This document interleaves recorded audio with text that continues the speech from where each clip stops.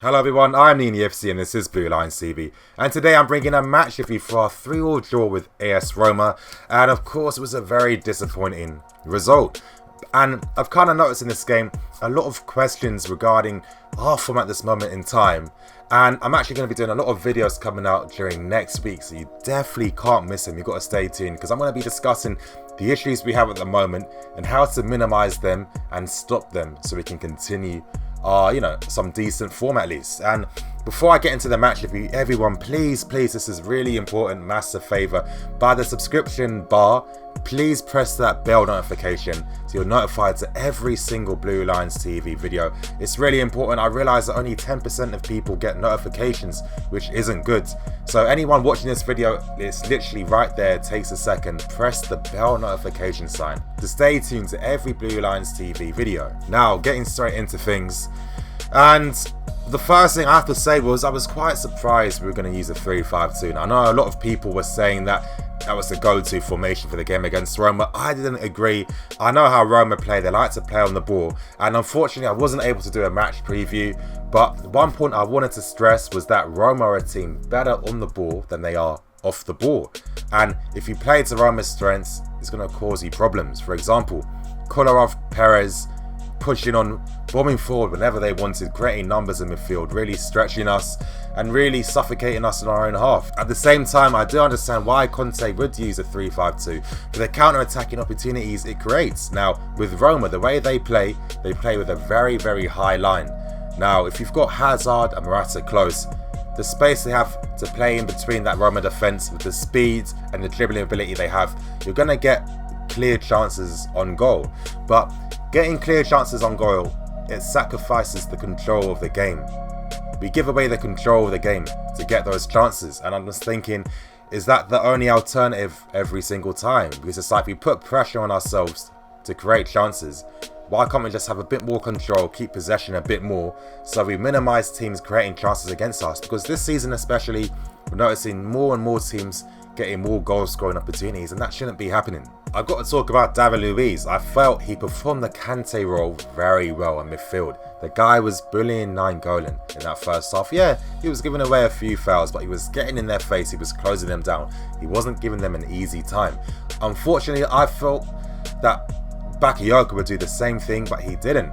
Like I did tell you guys, it seems like he will be playing the Matic role in this Chelsea team. He was keeping his position more than really breaking the lines to press, push forward and close opposition players down. It was a shame. I thought that was the reason why we signed Bakayoko in the first place, was for these types of performances. It wasn't to be. It felt like Luiz was the only one in midfield really closing opposition down, and I thought he had a very good performance. Luiz is like part of that old Chelsea rearguard where it's all about that heart, desire. I know I sound like a Yoda saying heart and desire, but he plays with that passion, that will to win, and that's why he's won so many things throughout his career. He took his goal fantastically well. It's like, who else in that midfield had taken a long shot from that position, right in the bottom corner, helps us get there. Great goal, great performance. We get another goal with Eden Hazard on another counter-attacking break. Good performance, and it's nice to see Eden Hazard getting a double. How often have we seen him get 2 goals in a game? Now, moving on to Roma. Now, as I was saying earlier, we were getting clear chances, but that was coming at a cost to the control in the game. And Roma were looking more threatening as the game was going on with their possession play. They were switching the ball very quickly, and I think one player that really personified Roma as a team was Kolarov. What do I mean by that? Well, he sums up everything about Roma. Good going forward, good on the ball, defensively and off the ball, not strong. And I kept thinking, why aren't we playing a 3-4-3 where we can force Kolarov and Perez back and attack and get at them? I'm going to get into that in the second part of this match review, but it was frustrating, and I think, of course, Kolarov makes it 2-1. Azpilicueta, that right-hand side.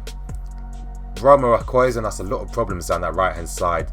Zappacosta hasn't played as many games, he's not used to playing in this team just yet, but one of his weaknesses is his defensive positioning and his defensive ability, and Azpilicueta too was struggling. And I think Azpilicueta, that first 10 minutes of the game, how many times was he giving the ball away or making silly sloppy passes and putting our own teammates under pressure with poor passing options. It was so frustrating, but they just weren't working together as a defensive unit, and Perotti was just having fun. He was getting in that gap between them, cutting inside whenever, and he was just skinning Aspie time and time again. And Kolarov, even when he made it 2-1, again, Aspilicueta again getting skinned. Now I'm going to do a video on this later on during the week, because of course I have noticed a lot of things, and I think Aspilicueta is really paying the price for this new, this new way we defend without the ball now. Now, of course, just to give you a brief, quick highlight, back during our best form during that 13-game unbeaten run, we weren't playing off the ball how we were doing now. What was happening was Aspie or Cahill, which he was supposed to, were pushing out wide to help defend with the wing back, and that meant that we weren't getting, we weren't getting closed down so easily on our own half, and Aspie was playing to his strengths, because when he's pushing out wide, he basically is playing as a fullback. Now, playing in a flat back five, the back three are very compact in the middle. Aspie doesn't know when to push out and when to stay in this position, and this is why we're seeing, especially this season, how many times the guys getting skinned or getting beaten or not being in the right position. And I think this is something that Conte needs to change for us to get back to our, our normal form. But anyway, moving on with this match review, it was kind of more of the same, really, and it's just it's always frustrating how we always start a second half the way we finish the first half. It's never like a new momentum in the team. But unfortunately, Luis, it looked like he went off with his substitution because of a calf strain injury, so I hope that he's okay for that. I'm not quite too sure if it was due to injury or just a tactical change, but Conte did make the right tactical change in bringing on Pedro and switch into a 3-4-3, because after a while it was getting enough. Kolarov and Perez were getting forwards whenever they wanted. By having Pedro and Hazard out wide, that was stopping them and limiting how many times they could get forward. And it was no surprise that when we switched to that formation, we started to get on the ball a bit more. But this is another thing I'm going to bring up in another video, how we build up our attacks. Too often, we're always forcing the play. We're not making passing moves, we're not keeping possession, we're not trying to keep structure.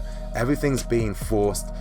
Zappacosta's kind of like a testament to it so far. Yeah, nice energy, nice heart, gets on the ball, but whenever he's on it, it's just spamming in across every single time. There's no build-up play, and it's no wonder we keep giving away stupid counter-attacking opportunities every single time. One guy we definitely didn't have any control of in this game was Edin Dzeko. I felt it was a world-class performance. The guy's been in unbelievable form this past 2 years. We just couldn't handle him. His hold-up play, link-up play, dribbling, first touch, aerial ability.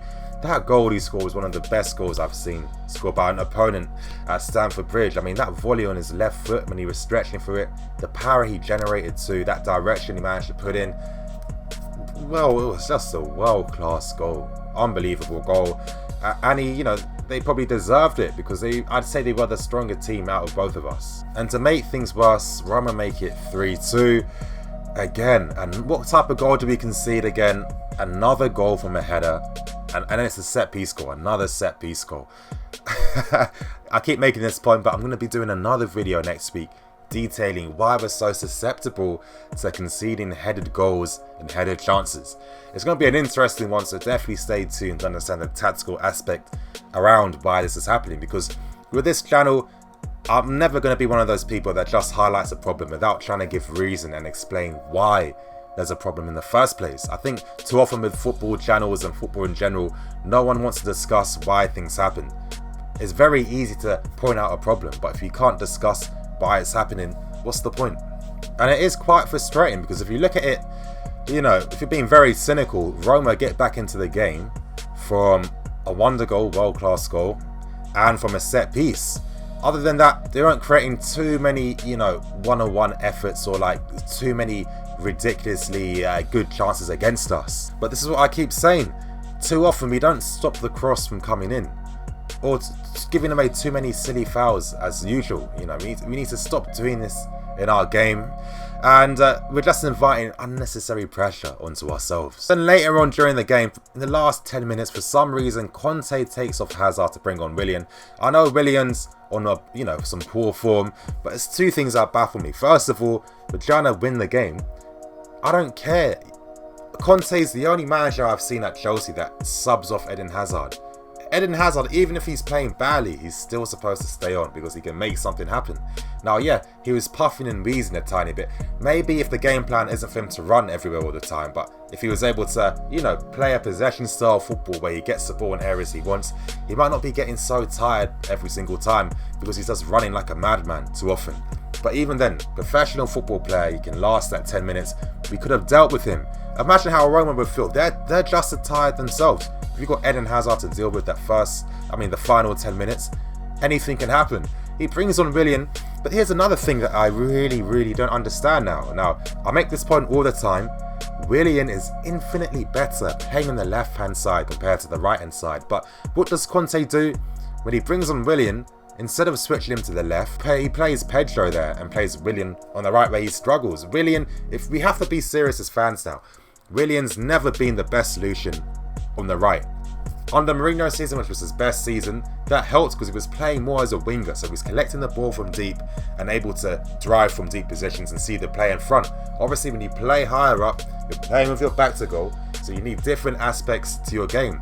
And Willian's always on the weaker side. He can't really influence things as much on the right-hand side. Now, I don't understand. Anytime you see us play this with this front three, Pedro plays on the right-hand side, and he looks very adjusted playing there because he uses his off-the-ball movement fantastically well. Why is it that when you do bring them on, why aren't you having Willian cutting inside so he's able to take shots? Because we know Willian is very good with his shooting. We have to be serious now. And he feel more comfortable cutting in where he can directly affect things. Then you have Pedro playing his normal side on the right, making a space for the other part of the front too. It just seems like common sense to me. I don't know why it's this insistence all the time of Willian playing on the right, especially when Hazard's not there. Play him on the left. That's his best position. And in a way, even though he's been having awful form, I do feel sorry for him because the minute we signed this guy, he's always been playing out of position. Still, you guys, this performance to me isn't acceptable. Like I was saying, I didn't understand why we use a 3-5-2 because we were just giving the onus for Roma to push forward with their fullbacks. I'm sorry, when you use a wing-back system, I keep stressing this, with a wing-back system, it's imperative you get your wing-backs forward. If you don't, what happens? You lose all your width and you lose passing options. You become too narrow and it's easy to close you in your own half. I don't understand why we're not, the wing-backs never get forward as much. I don't understand what the struggle is. I think I do understand why that's the case. It's because of this stupid insistence every single time we're playing direct balls to the front three. Sometimes we have to alternate how we attack. So, let the wing-backs bring the ball up to start the possession play. Stop always forcing it to the strikers who have to hold the ball up for the wing-backs to get forward. This is why when they lose it, we're messed up and the wing-backs can't push up and advance. I don't know. Sometimes I feel it's easy for me as a fan to just say, give my opinions from the stadium, whatever. But, I really do feel that these are the easy solutions to really combat everything that's happening at this moment in time. What frustrates me even more is because at Chelsea, we do see us play this way I keep describing all the time. Look at the Atletico Madrid game. Why did we win the game? Because we pushed our wing-backs back. We stopped Felipe Luis and Juan Fran bombing forward because that's how Atletico break and how they create their chances. Felipe Luis and Juan Fran are basically like wingers when they're attacking. We stopped them, we kept them in their own half. Atletico Madrid has less options out wide and they were easier to man mark and stuff out the game. Griezmann was a testament to that. Didn't do anything at all because no one was creating space for him to really push into. And we play like this. We can do this. During that 13 game unbeaten run, the football we were playing, the possession of football we were keeping, we can do that. Why is it with certain managers like Conte that they change their philosophy so easily? It's just like I don't understand it. It baffles me. It's so bipolar because everything I moan about, I've seen us do. We can do that, but it's like we keep picking and choosing when we can do, when we can play that style. And I don't know, Conte just has to revert back to what we were doing before because that was the perfect system. Why does one game forever change a Chelsea manager's philosophy to just completely abandon what we were doing before and do something more negative and defensive? After a while, it comes back to bite you. That's what happens. Because in football, you can't use the same tactics forever. Why is that? Because you get found out very quickly. Why is it that, for example, Pep's Barcelona team, why aren't they as dominant forever, playing that same way? You can't do it because teams adapt to you and they know how to counter you. And when you play a defensive style, you make it even easier for teams to understand how to beat you and how to play against you. And this is what we've been seeing at Chelsea.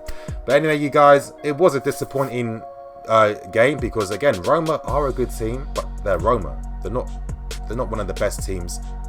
For them to score 3 goals against us and to be able to play and keep the ball at Stamford Bridge is not acceptable.